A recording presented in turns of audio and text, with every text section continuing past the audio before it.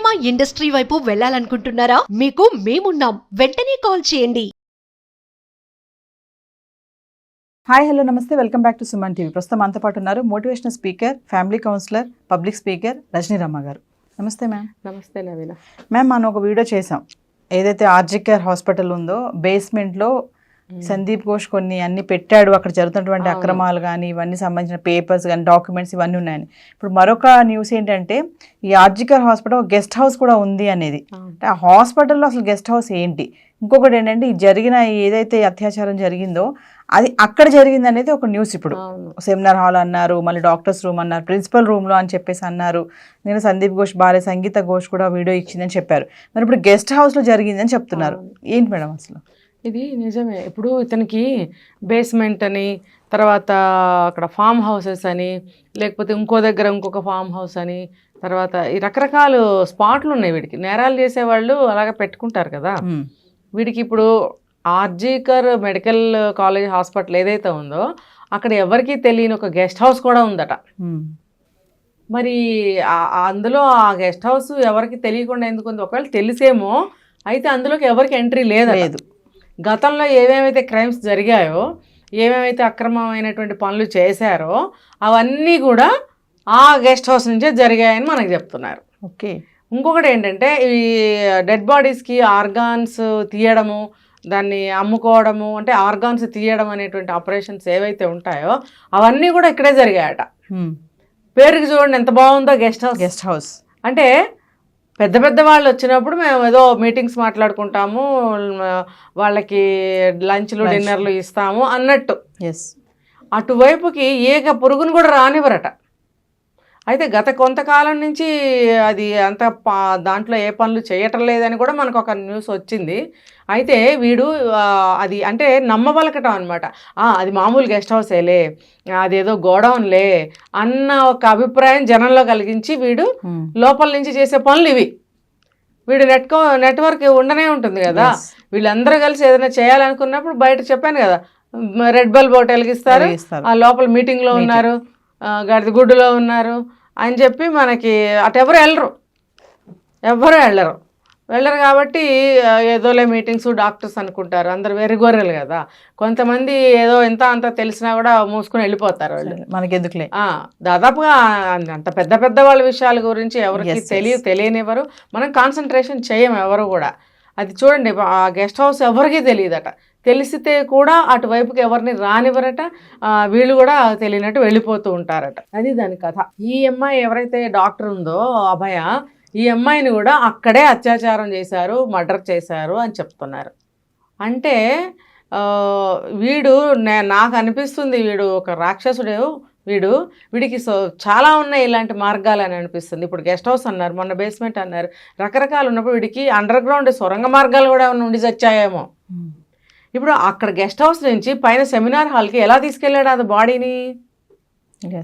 సరే తీసుకెళ్తున్నారు అంటే ఎవరిదో ఒక డెడ్ బాడీ అన్నట్టుగా ముసిగేసేసి పట్టుకుపోయారా?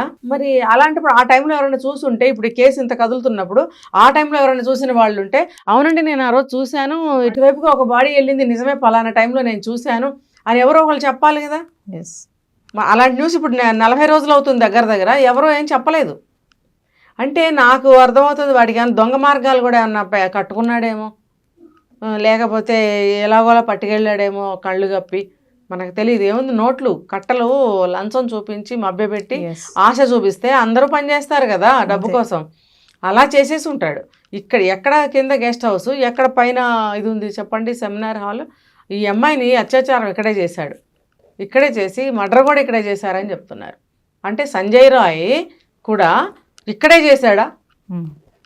వాడు కాళ్ళు చేయడము, కొట్టడము, అది చేయడము, ఇది చేయడము, ఈ యావత్తు కాండ ఏదైతే ఉందో అదంతా అందరూ కలిసి అక్కడే చేసి కేవలం బాడీని అక్కడ పడేశారు. ఆమెకి చుట్టి ఉన్నటువంటి బెడ్షీట్ను కూడా వీళ్ళు లేకుండా చేసేసారు చివరికి. అది కనుక ఉంటే ఎన్నో ఆధారాలు దొరికిండేవి. ఎందుకంటే చాలా క్వశ్చన్స్ దాని మీద కూడా వచ్చాయి. తల్లిదండ్రులు అడిగారు అసలు ఈ బ్లూ కలర్ బెడ్షీట్ అనేది ఉండదు అసలు, మా అమ్మాయి గ్రీన్ కలర్ బెడ్షీట్ వాడుతుంది, ఇప్పుడు ఈ బెడ్షీట్ అసలు ఉండదు అని చెప్పి దాని మీద వచ్చాక దాని మీద అంత బయటికి ఎవరు చెప్పలేదు. ఆ లేడీ డాక్టర్ ఆ బ్యాగ్ లో పెట్టుకుంటుందంట బెడ్షీట్ ఎప్పుడు. మరి అది సరే, ఆ పెట్టుకున్న అటువంటి పరిస్థితుల్లో అమ్మాయి తీసి కప్పుకునేది ఉండదు కాబట్టి దాని సంగతి పక్కన పెడదాము. వీళ్ళు ఏదైతే తీసుకొచ్చి అంటే ఆ టైంలో గబగబా తీసుకొచ్చి ఏదో కప్పుతారు, కప్పినప్పుడు అది కూడా లేకుండా చేశారు. మనం చెప్పుకున్నాం ఇవన్నీ తీసుకెళ్ళి అక్కడ ఫామ్ హౌస్ లో ఉన్న అదేదో వాళ్ళ ఉంటాయి కదా అక్కడ అందులో పెట్టాడు బట్టలు అని చెప్పి వాడే ఆ టెస్ట్లో చెప్పాడు, పాలిగ్రాఫ్ టెస్ట్లో అని చెప్పి మనకు తెలిసింది. అంటే వీడు ఏ సాక్ష్యాలు లేకుండా అవన్నీ దాచేసి ఆ బాడీని తీసుకొచ్చి ఇక్కడ పెట్టి, ఇంకా మనకి కొన్ని తెలుస్తున్నాయి. ఆ పైన వాష్రూమ్ ఏదైతే ఉందో అక్కడ కొన్ని ఆధారాలు దొరికాయని కూడా చెప్తున్నారు, మనకి నెక్స్ట్ తెలుస్తాయి. ఆ రెనోవేషన్ చేసినటువంటి రూమ్లో ఇంకా ఆధారాలు కొన్ని దొరికాయని చెప్తున్నారు. అంటే సిబిఐ వాళ్ళు కూడా మొదట్లో అంత అటెన్షన్ పే చేయలేదా ఈ కేసు మీద మనకు తెలీదు. ఇప్పుడు ఎలా బయటపడ్డాయి, అప్పుడు ఇంకా బాగా దొరికేవేమో, ఫ్రెష్గా ఉంది నెల రోజుల క్రితం, ఇప్పుడు నెల రోజులు పాతపడిపోయాయి అన్నీ కూడా. అయినా కూడా ఇప్పుడు ఏదో ఆధారం దొరికింది అని అన్నప్పుడు అప్పుడు ఇంకా ఎక్కువ దొరికిండేవి. వీళ్ళు మరి నెగ్లిజెన్సీయా లేకపోతే నిజంగానే అప్పుడు ఆధారాలు దొరకలేదా, ఇప్పుడు ఎలా దొరికాయి, ఇవన్నీ కూడా ప్రశ్నలే. సమాధానాలు మనకి తెలియాల్సి ఉంది ఇప్పుడు, ముందు ముందు రోజు ఒకటి ట్విస్ట్ వస్తూనే ఉంటుంది. అంటే నెల రోజులు అయినప్పటికీ మేడం అది ఎక్కడ జరిగింది అనేది ఇప్పటికీ ఒక క్లారిటీ అయితే లేదు. ఇన్ని ఎందుకు వస్తున్నాయి మనకి? సందీప్ ఘోష్ ఒప్పుకున్నాడట ఈ గెస్ట్ హౌస్ లోనే జరిగింది అని, కాబట్టి ఇది నిజం అయి ఉండొచ్చు. ఇప్పుడు అనుమానాలు కదా ఎంతకాలం ఎక్కడ జరిగిందని, అంటే ఇది మనకు తెలియదు గెస్ట్ హౌస్ అనేది. సో గెస్ట్ హౌస్లో జరిగి ఉండొచ్చు కూడా, దీని మీద అయితే ఎవరు అనుమానం పడరు కదా.